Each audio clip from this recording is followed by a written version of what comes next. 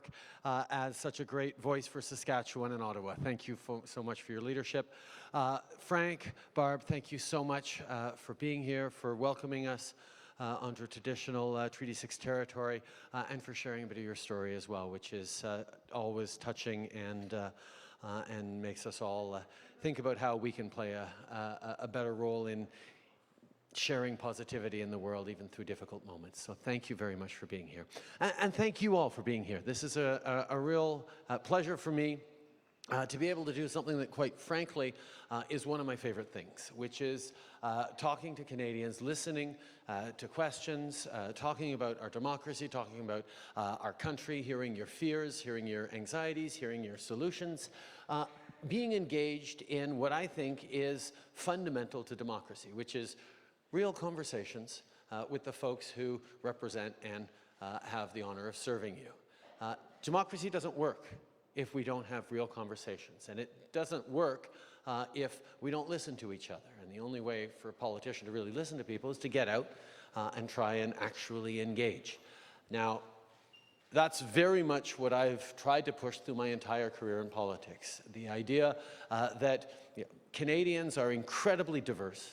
We have tremendous backgrounds, perspectives, stories to share, but what we always find when we actually listen to each other and talk about where we're going and how we're going to go as a country and how we're going to make a better world and a better society and create greater opportunities for ourselves, for our kids, we do that better when we're learning from each other's experiences, when we're hearing different ideas and different perspectives. So I never expect everyone to have the same opinions. Indeed, if we did, it would be pretty boring, and it wouldn't give us the challenges necessary to make sure that we are finding the best way forward. So for me, the opportunity to come out and hear through your questions what you're thinking about, what you're worrying about, what you're thinking, what you want to understand better from me is fundamental to me being able to do a good job, and you actually being able to do a good job in your responsibility as citizens, which is, when election times come around, making a responsible choice. Understanding the issues, understanding what the solutions being put forward, and be able to actually decide, yes, I'm interested in this, or no, that person really doesn't represent me or take me in the direction that I think the country should go in. It's a shared responsibility we have in a democracy, and that happens best when we have opportunities like this to have real conversations. So I'm very pleased to be here. I certainly encourage other politicians to do these kinds of exercises. I find that I end up learning more through these exercises than about just about anything else. So I'm very glad you're here and very much looking forward to spending the next 45 minutes or so with you all. So with that, let's get right into questions. Why don't I start with this little section here? Does anyone here have a question? You, sir. Oh, good. And you've got it written down, too. You take the mic right there and stand up and introduce yourself. Hi, I'm Braden. Hello, Braden. When you were becoming the president, sorry. It's okay. I was thinking I was going to say that right off the start by accident. It's all good. It's all good. Everyone's got a president on the brain these days. So, On your journey to becoming the prime minister, if you don't mind sharing, what was like the greatest adversity, and what did you have to do to grow through that and to achieve it? Oh, wow, that's a really, really great question. I realized early on growing up that I was really lucky. My parents were good at pointing that out to me. How lucky I was. I grew up in a loving family. I got to go to good schools. I got to travel around the world.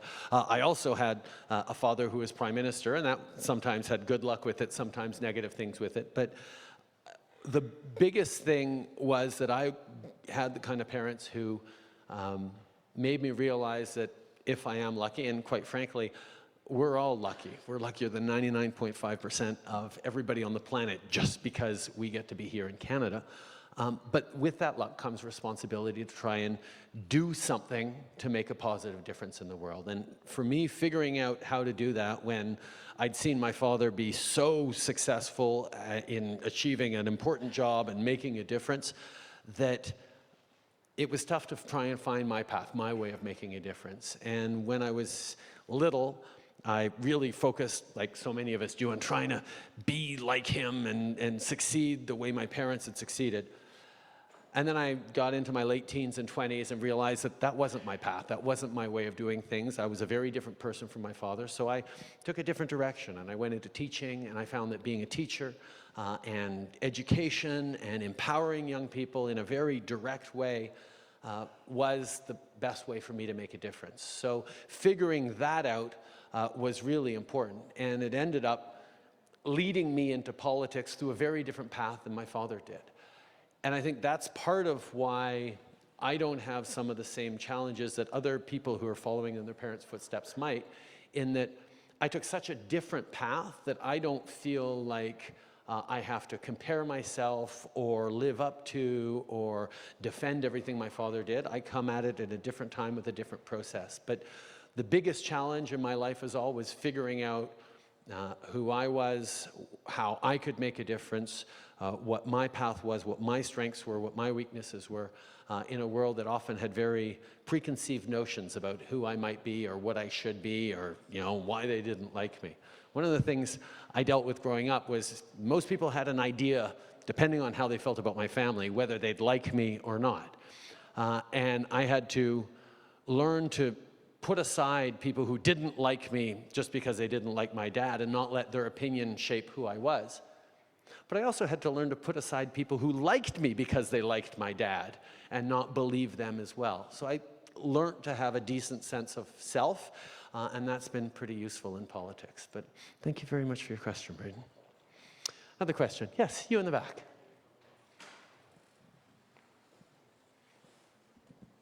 Good afternoon, everyone. I'm Shivali Sharma, and being the second youngest Canadian Prime Minister, my question is that who's your role model and what motivates you to be in this field? Well, first of all, the youngest thing is interesting, or the second youngest thing is interesting, because I've been, like I said, a teacher. I've been involved in youth advocacy, environmental activism, used to give a lot of speeches. I helped run Canada's National Youth Service Program for a number of years in the early 2000s. So I'd worked with young people all my life. And when I was starting to think about getting into politics in my early 30s, I had a lot of people say, "No, you're too young to think about going into politics." And that really frustrated me because, you know, with the education and the opportunities I'd had and the experience I'd had growing up for the first 13 years of my life with my father as Prime Minister, I said, wow, if everything that I have at my early 30s, I'm suddenly too young to go into politics, we really need to change politics. Because for me, bringing young voices into politics is really important. It's more than just making sure everyone's voting and participating, which is a goal in itself. But what I find with youth is young people are ready to challenge the status quo to a greater degree, ask questions about why is it this way? Why has it always been this way? Can't it be a different way in the future? So the idea of bringing in voices who are not just thinking about what the next couple of years look like, but thinking about what the next generation could look like, the next 20 years, the next 30 years of your career could look like, brings a different perspective, less short term. So for me, that youthful aspect of why I spend so much time trying to talk and listen to young people, including today, was really, really essential. And that's something that I think remains. If we're going to really imagine a future, particularly in a time of upheaval and transformation of our workplaces and our economy, if we're going to think realistically and courageously about what a very different future could look like, making sure that the people who have the greatest role in shaping and in living in that future are part of our discussions is absolutely essential. Thank you for your question. Yeah, you.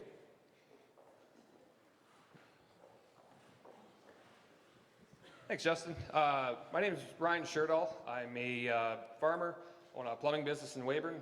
So if you ever need a plumber, just give me a ring. I guess my question is, maybe concern too, is the whole carbon tax. I'm sure you, pretty big topic. I know our elected officials in Saskatchewan are extremely against it. Being a farm boy and being in the trade industry, dealing with heating products, and all my customers are extremely concerned over having that come into our province. So I guess my question is, where are we really going with this carbon taxing? What's really the point? I mean, back in the day, we used to have where families could have, if you want to make your house more energy efficient, you get rebates. We could have, if you're going to put a mandate to really get rid of the carbon footprint in Canada, that we go towards more of a, say that the provinces have to come towards and have 50% or whatever the number is, that they have to have more now or renewable resources instead of just taxing them and saying, hey, do whatever you want with this money. So that's my question and concern. No, listen, thank you for the question. It's a question that a lot of people have, and there's been a lot of debate and discussion about. And I think setting things sort of and as you pointed out, there's lots of different ways of going at achieving shared goals. But if we can start with understanding the shared goals, we're probably in a good place. So we'll start with that. Climate change is real, and it's a real challenge to our society, to our world, to our well-being, and particularly to the world we're going to leave to our kids. The question shouldn't be whether we should be taking action. I think the question, and certainly as you put it, is how best to take action on it. Because there's no question with the floods, with the wildfires, with the hurricanes we're seeing right now, we are seeing an increase in extreme weather events. And that's going to have a few different consequences. One, we have to try and figure out how to limit our contributions in an ongoing way to the pollution in the atmosphere that's causing these extreme weather events.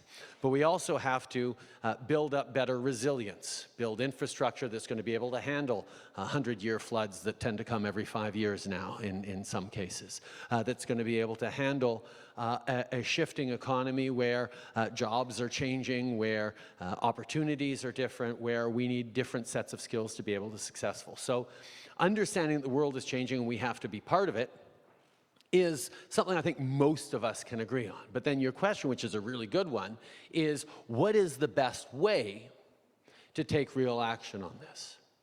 Now, you talk about sort of energy retrofits and, you know, can we put in incentives and regulations that people have to follow?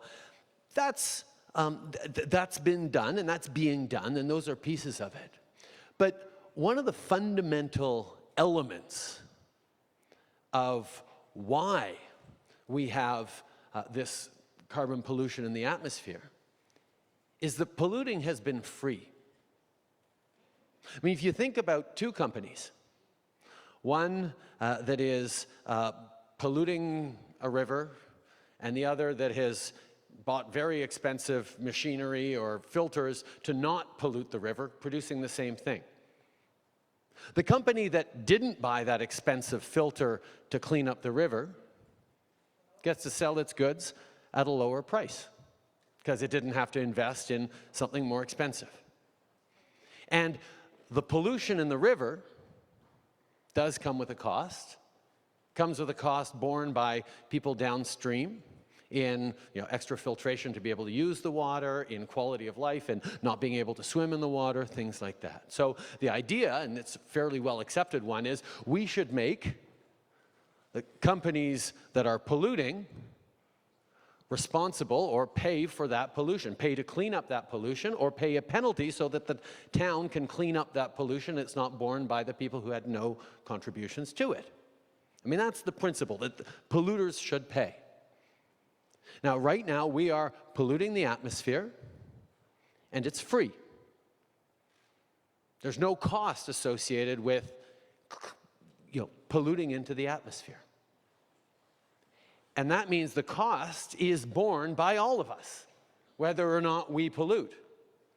And the idea of putting a cost on that pollution, putting a price on that pollution, is not just to bring in money to compensate for the cleaning up of that pollution that everyone else is going to have to bear, or the consequences of that pollution. It's actually to encourage someone to say, well, it won't cost me as much if I only pollute half as much. Or if I bring in a technology that's going to prevent me from polluting. It's called including externalities. So the actual costs of doing something is included in doing it. That's the principle of putting a price on pollution. And that's what we're moving forward with. Now, different jurisdictions have different approaches, but one of the things that I've said, and that I think people understand, is the concept of fairness. That everyone across the country should be doing the same kinds of things. And we laid out a framework plan that allows every province to do what it is they want to do it, as long as they are equivalent in impact and in stringency. And that's the evaluation that we're going through right now. Unfortunately, there are a couple of provinces like Saskatchewan who've said they don't want to be part of doing that, and in that case, we're going to have to move ahead and bring in a price on pollution here in Saskatchewan that'll start coming in as of January 1st. Now, just so you understand, the money collected in Saskatchewan for that price on pollution will be returned to people in Saskatchewan. Not a penny of that goes to government operations or in Ottawa or anything like that. It goes back to the people of Saskatchewan. So what that will actually do, because there's a cost on polluting brought in, it will encourage people to make those investments, industries that pollute, make those investments in greater efficiencies and in reducing that pollution. That's the thinking behind putting a price on carbon, putting a price on pollution, and that's, quite frankly, why there are a lot of people, including some conservative economists, who understand that that's actually a better way of doing it than to bring in heavy-handed regulations, to bring in laws you can't break, to actually say, you can pollute, but it'll cost you. Or you can make investments that'll pollute less, and it'll cost you less. That's the principle we're moving forward with, and that, quite frankly, is one of the most powerful ways, not just of reducing the pollution that we're emitting, but actually encouraging people to innovate and to invest in the kinds of pathways and solutions that we're going to need for the future. And I know a lot of the things that you guys are studying here at Sask Poly are looking at what are the innovative, more energy efficient, more modern or technologically successful ways of doing all the different jobs and skills that you're developing. And that's the approach we have. So I'm not a huge fan of having to make the federal government go it alone. I'd love to do it in partnership with the provincial government here in Saskatchewan. But if they're not going to put forward a plan that is actually going to do its share, like the rest of the country, I'm going to have to move forward. But like I said, every dollar stays in Saskatchewan. But thank you for your question. I'll go on to another question. There may be follow-ups on that one. You, sir, in the red jacket, red shirt. I'm from New Brunswick, and I was just kind of wondering how the pipeline was going and if there's any plans to further its progress. You're talking about the Energy East pipeline out there. Yeah. The Energy East pipeline was a pipeline project designed to bring Alberta and Saskatchewan oil to the Atlantic. And the big goal that governments in Canada have had for quite a while is to get our oil to markets other than the United States. Like right now, 99% of all the oil we produce in Alberta and Saskatchewan is sold to the United States. Not because we want to, but because that's the only person we can actually sell oil to in an efficient, reasonable way. They have understood this, and because they know we are captive to that market, we get a discount of about $10, $15 billion a year. That's about $15 billion a year we lose because we can't get a fair price for our oil because they know we have to sell it to them, whatever price they give us.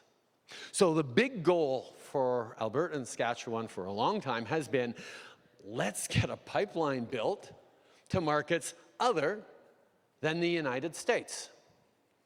And there were two projects put forward a number of years, well, there's a number of projects, but there's two that we've really been talking about a lot these days. The Energy East project, which would go all the way through New Brunswick to the Atlantic, or the Trans Mountain Expansion project, which goes out into Vancouver Harbour.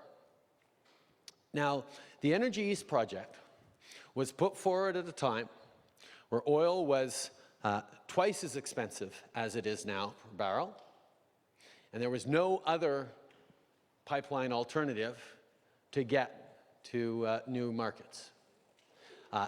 Since that time, we're moving forward with the Trans Mountain pipeline, and I'm sure there'll be a question about that, and I'm happy to talk about that shortly, but we continue to move forward on the Trans Mountain pipeline, getting it done right, which is the twinning of an existing pipeline. There's a small pipeline now that brings oil to the Pacific and to markets across the Pacific. We would be doubling that, actually tripling it, with a larger pipeline beside it, which would be a good thing. But since that started to happen and markets condition change, the company that was putting forward the Energy East project withdrew the project. So we never as a government even got to the point where we could look at the project and say, yes, green light to go ahead, or no, we have concerns, or whatever. So they pulled back the project before it even got to that point. If they come forward with the project again, we will absolutely look at it, but that was a market-based decision that they weren't going to move forward with it, because I guess it was worth it when oil was up at $100 a barrel, not worth it right now. Could it be worth it again in the future? Perhaps. And that's why on the question of the Trans Mountain Expansion pipeline, which everyone's interested in, we are focused not just on getting that pipeline, that new pipeline built, the Trans Mountain, but doing it the right way. And what the court ruling that just came down said is we have to do a better job of partnership and consultation with Indigenous peoples. We have to do a better job of getting the environmental science right. And it is a setback in the process of that pipeline, but it also gives us clarity that if we do get the consultations done right and get the science right, that project will get built. And we're not just thinking about that project, we're thinking about all sorts of energy projects and infrastructure projects around the country that we need to get built, that need to have clarity and certainty so that they know that, once you get to a job site and start working, you're not going to get a court injunction a few months later that says you have to stop because you didn't do the right work in advance. So that's very much the approach we're taking on that, and we'll see what ends up happening in the future as the corporate world makes decisions around the Energy East pipeline, but for now it doesn't seem to be moving forward. The Trans Mountain pipeline will continue to be moving forward. Okay, question from you in the hat on the edge. Yep, stand up, the mic's coming to you.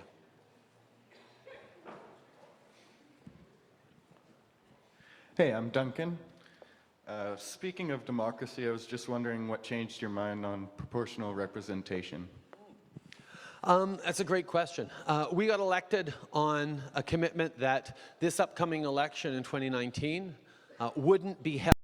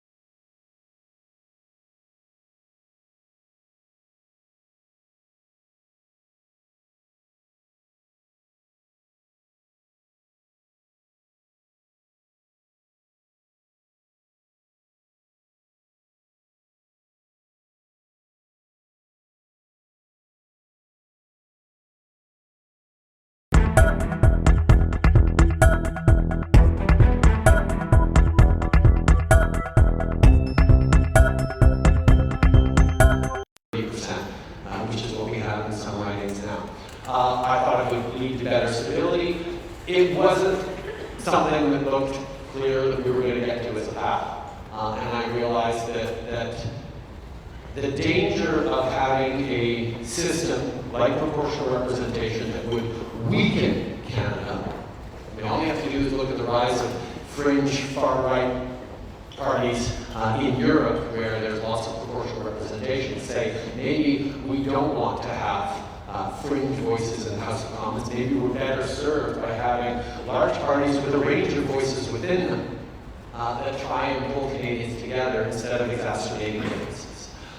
So I was faced with the choice of keeping a promise that might end up being bad for Canada, or not keeping my promise and have it be better for Canada. And I made my choice, and people who disagree with that choice will certainly let me know in the next election campaign, because we have a great democracy for that. Next question. You start with the picture. Just give them a mic.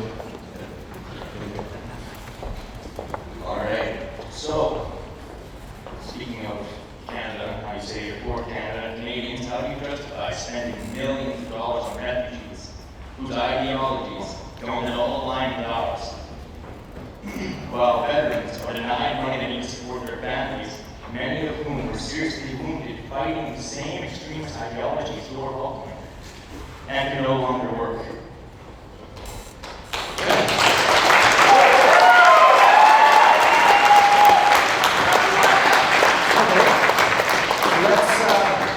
Let's unpack that question for a bit. First of all, if a refugee is coming to Canada, chances are they're fleeing the kinds of extremist ideologies and war and conflict that are happening often around the world.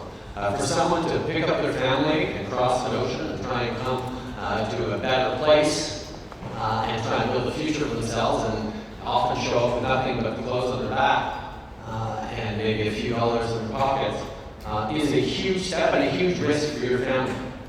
So if you're willing to do that, it's because you're leaving something vastly worse behind you than where it is you're going.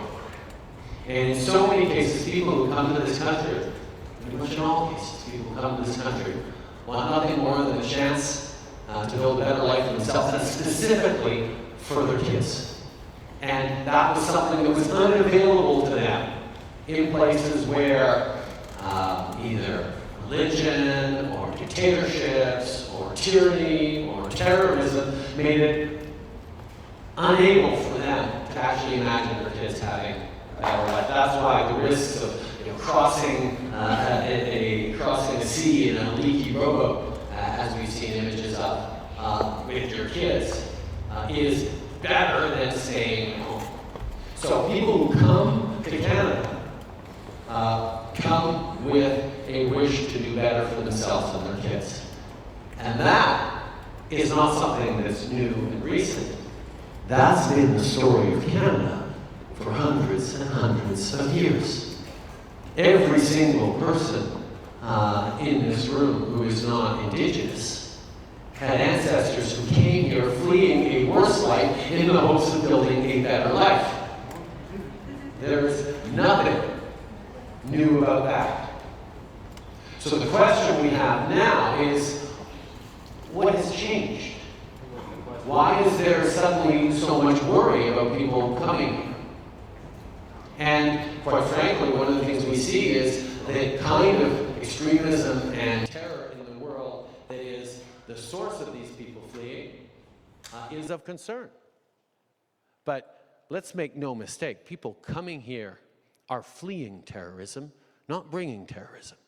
Now, they show up often with no understanding or little understanding of what life in Canada is like. So we have to give them winter coats.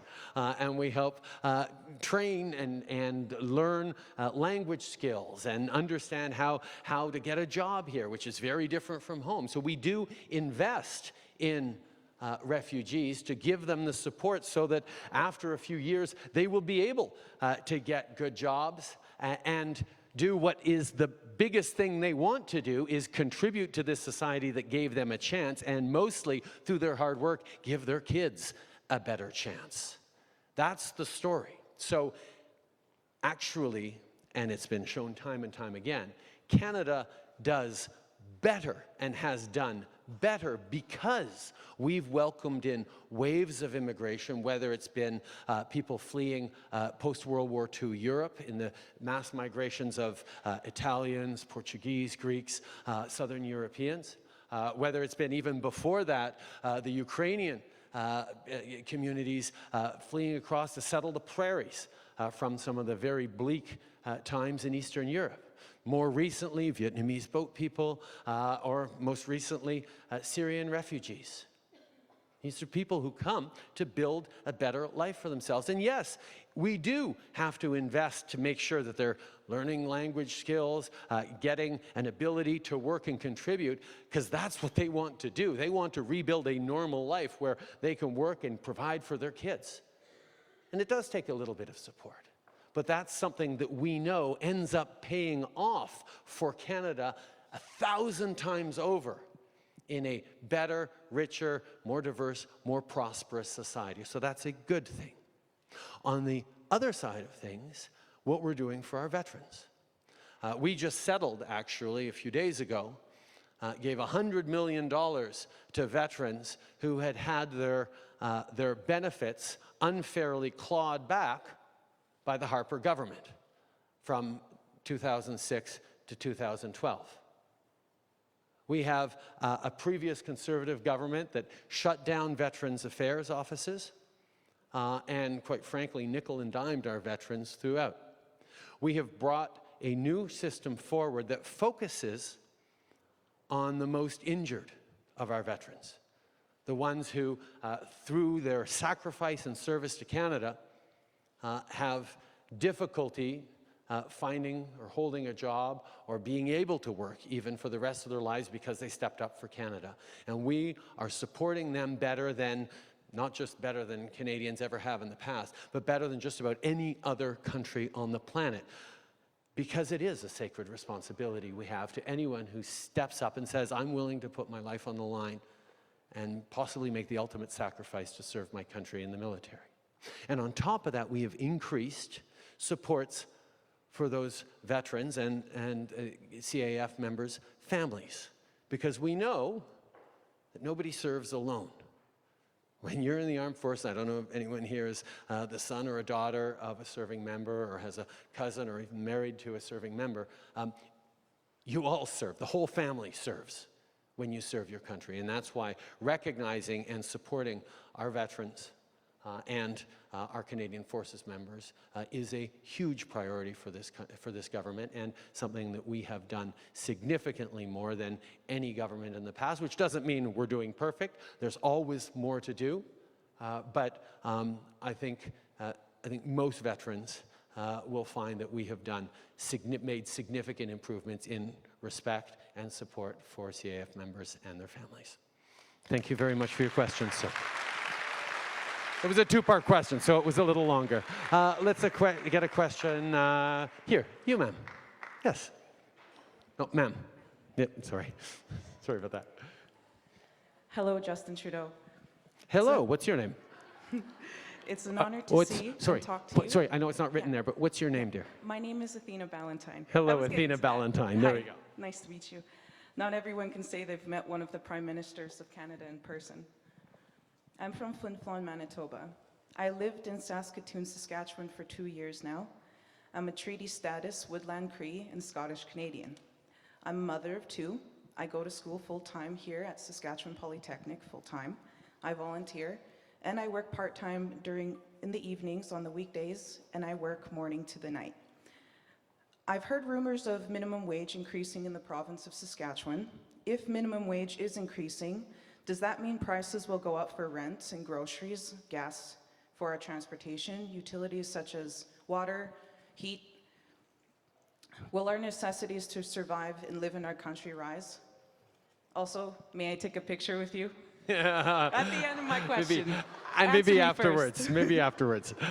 First of all, thank you for your question, Athena, and it's an important one. One of the things we recognize is there's far too many people who are working really hard struggling to get ahead, and the cost of living keeps rising, and particularly when you have kids, you see how incredibly expensive it is.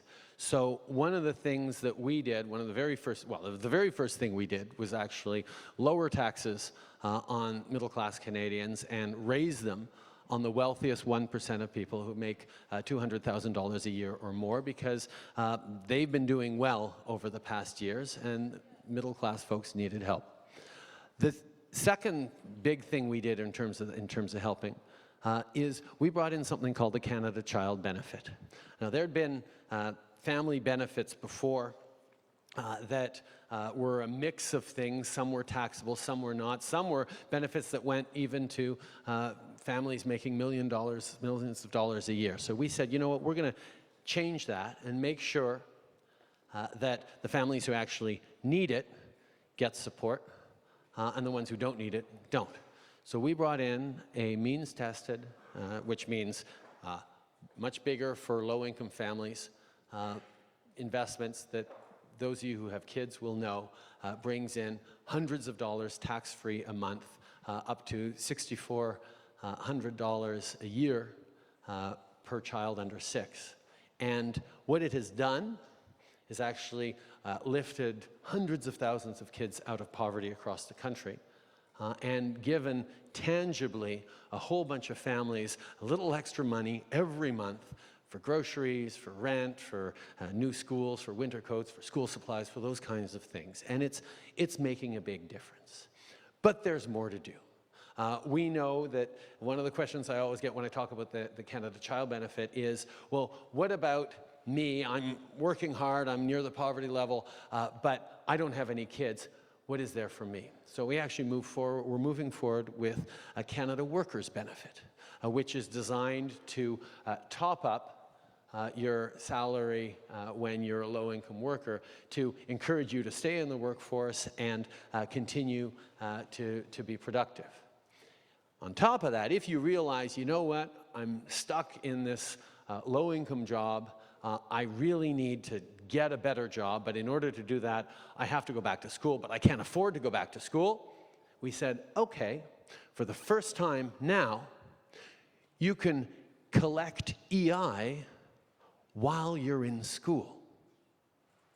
And more than that, we're creating more bursaries and programs and grants to support people, including people with kids, to be able to actually go and learn a trade, go to Sask Poly or any other school like it, and actually get a better job in a changing workforce. So we understand the pressures that are ongoing. In terms of raising the minimum wage, that's something that a number of provinces are doing. The federal government is linked to the provincial governments in minimum wage, but that's a decision for provinces to make. I think fundamentally, when you're talking about a minimum wage, you should be talking about something that if someone works full-time at a certain salary level or at a minimum salary level, they should be able to afford their rent and their cost of living. I don't think at the current minimum wage that's an easy argument to say that that actually happens that way. And we want people to be encouraged to be able to get jobs and provide for their family and contribute to the economy, and that's what people want as well. So there's lots of things we're doing. There's a number of things that are being done in provinces across the country, but we're always open to doing more and supporting in better ways. So thank you, Athena. Thank you. Another question. How about you? This isn't much of a question, but more a thank you. With the new legalization coming on October 17th, it has provided opened so many opportunities and doors for me from being able to follow my passion, that between the education that I'm offering here and what's coming up, I know that I'm going to have a career and a really successful one at that. So you've made a huge difference in my life just in that alone. Thank you so much. Well, thank you.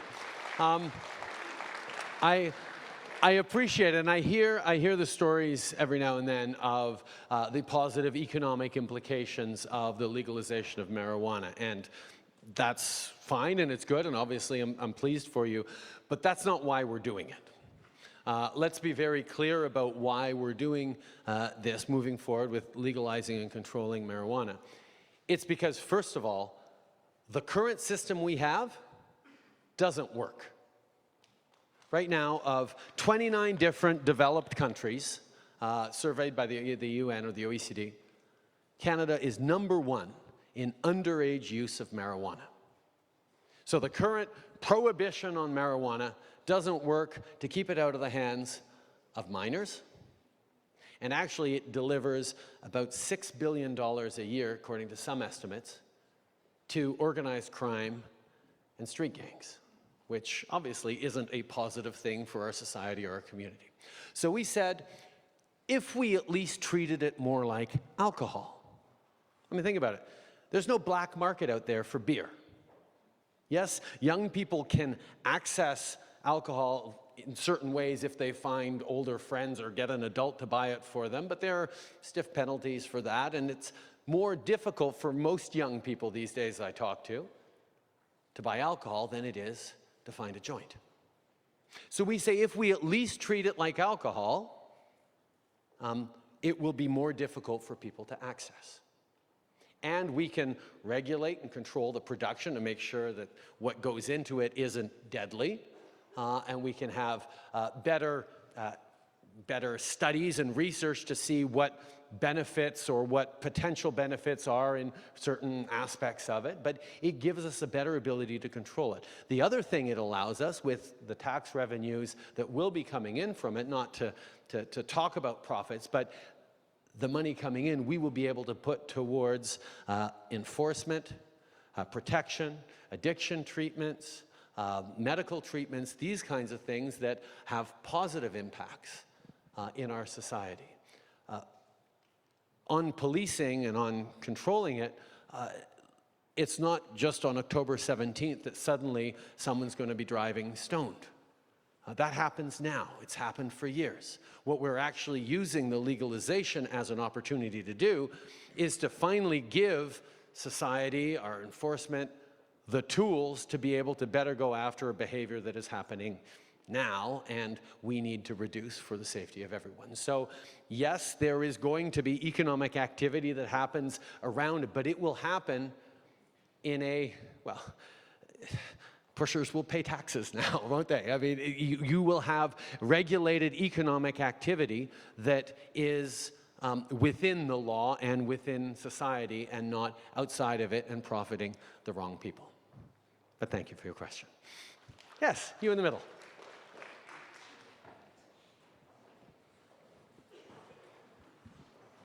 Hi, Justin. My name is Brandon. I just wanted to ask your opinion on Article 11 and 13 at the EU in regards to the copyright laws. You'll have to be a little more specific about what's in Article 11 and 13 in regards to copyright laws. What do they say? What are they doing? What are you preoccupied with? More or less the laws against the new laws that are going to be regulating the internet. Meme sharing, photo sharing, stuff like that. Okay. You're talking about net neutrality? Yes. Or are you talking about, okay.